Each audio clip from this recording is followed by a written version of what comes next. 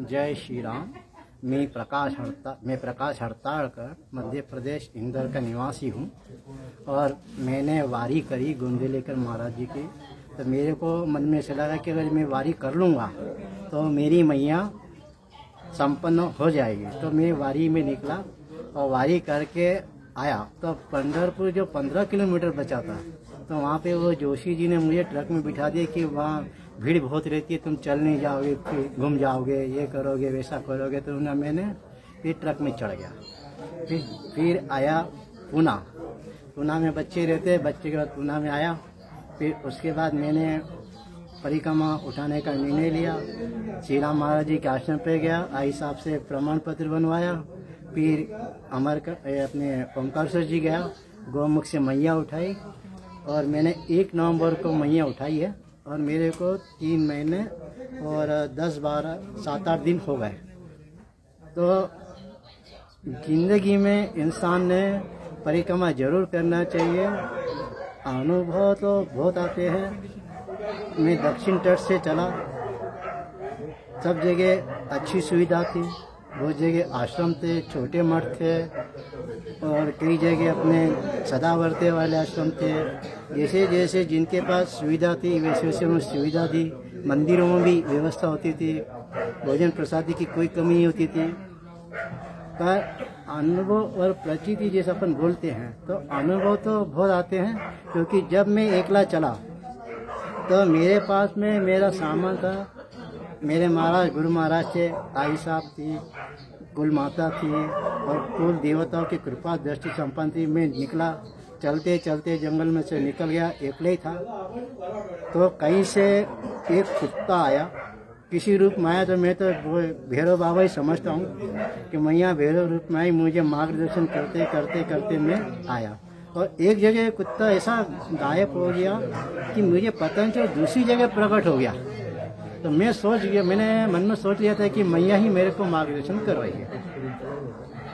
और दक्षिण तट पे मेरे को बहुत बार भोजन प्रसादी प्राप्ति भी नहीं हुई थी। एक बार ऐसा मौका आया कि रामपुर गांव पड़ता है, तो मैं निकला तो रामपुर मंदिर शिव मंदिर के पास पहुंचा। उसके पहले भी एक जगह किसान थे, वो चावल और सब्जी बना के हमारे पास खिला रहे थे। मैं वहाँ तक पहुँचता तो संपन्न हो चुका था। तो उन्होंने हमें खाली हाथ नहीं भेजा, उन्होंने हमें ये गाकर के लड्डू और केले के चिप्स दिए, वो ग्रहण करके हम चले। फिर हम शिव मंदिर पहुँचे तो 30 पत्तलें उड़ चुकी थी। तो हमने कहा मैया की इच्छा लग रही है कि आज हमें भोजन प्रसादी। कहा कोई नहीं है। फिर हम रोड पे ही बैठे बैठे बालभोग किया। फिर आगे निकले तो एक वो जलधीरा नहीं अपना वो एक आश्रम लगता है, वहाँ पहुँचे तो हमें सुबह की भोजन प्रसादी शाम को 7 बजे प्राप्त हुई। अच्छा, ये मैया का चमत्कार है। आपके पास पैसे हैं पर टपरी नहीं है, टपरी है तो सामान नहीं है। तो ऐसे करते करते हमें ऐसा लगा कि हमें आप मैया ने पानी पिला के ही चलाने की कोशिश कर रही है। पर ये तो है अनुभव है, कोई न किसी कोई दी हुई शक्ति है जो अपने को प्रेरित करती है। और अकेले में अपन चलते हैं ना, तो प्रभु चिंतन, गुरु महाराज जी का नाम स्मरण करते करते चलते, ऐसी कोई दी हुई शक्ति है जो अपने को प्रेरित करती और प्रोत्साहन करती रहती है। तो मैं 1 नवंबर को मैया उठाई और 30 नवंबर तक मैं वो अपना जहाँ से सागर जब अपना समुद्र है वहाँ पहुँच गया 30 दिन के अंदर। 30 दिन के अंदर समुद्र पार किया। तो उसके बाद तट पे उस बार आए, वहाँ में बाल भोग दिया। तो बाल भोग लेके हम फिर आगे चले तो एक मठ मिला। तो मठ में हम पहुँचे तो हमने गुरुजी के लिए, बाबा जी यहाँ जगह नहीं, आप आगे जाइए। मैंने बाबा जी थक चुके हैं, हम तो मंदिर के पटले पे सो जाएंगे, हम तो आगे कोई जाते नहीं। तो हम वहीं विश्रांति करें और सुबह फिर निकले। ऐसा आनंद करते करते आए और बीच में मैया ने हमें किसी न किसी रूप में ब्रेक लगा दिया है कि वर्मान में 4 दिन रुके, अब यहाँ पे आ गए, गुरुजी के चरणों में बैठे हैं। उन्होंने हमें डॉक्टर साहब ने 8 दिन यहाँ मुकाम कर दिया। तो मैया के इतने करीब आ रही, दौड़ काय को लगा रही है, धीरे धीरे चल। तब मैं धीरे धीरे भी चल रहा हूँ, पर वो फिर जो मैया को जो कराना वो कराती है।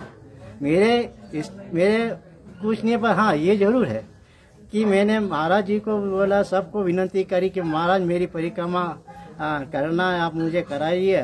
तो महाराज जी ने, जब मेरे बच्चे छोटे थे तब मैंने महाराज जी को पूछा था, महाराज जी मेरे को परिक्रमा करनी है। तो महाराज जी कहने लगे पहले प्रपंच की परिक्रमा करिए, कि प्रपंच की परिक्रमा खत्म हो जाएगी तब मैं आपको बोलूँगा कि परिक्रमा करिए। तो मैं समझ गया थी कि अपने भाग में मैया नहीं है। बस जब ये बच्चों की शादी ब्याह हो गई तो मैंने आई साहब से विनती की, तो ऐसा बोलते 70-80 साल हो गए परिक्रमा कर रहे, तो आप भी कर सकते हो, उठाइए चलिए। बस वही एलर्जी मिली है, वही एलर्जी के मारे में यहाँ तक आ चुका हूँ। अब कभी कभी ऐसा लगता है कि तबीयत खराब हो जाती है, मौसम कैसे हो जाता है, कभी क्या हो जाता है, ऐसा लगता है कि मैया मेरी जरा सी दूरी पे बची है, हो भी पाएगा नहीं हो पाएगा। तो हमारी बेटी ने आई साहब से कांटेक्ट किया, बात करी, बोले उनकी मैया हो जाएगी, कि थोड़ा मौसम का असर है, बोले चिंता मत करो वो आ जाएंगे। नर्मदे नर्मदे, जय श्री राम। बहुत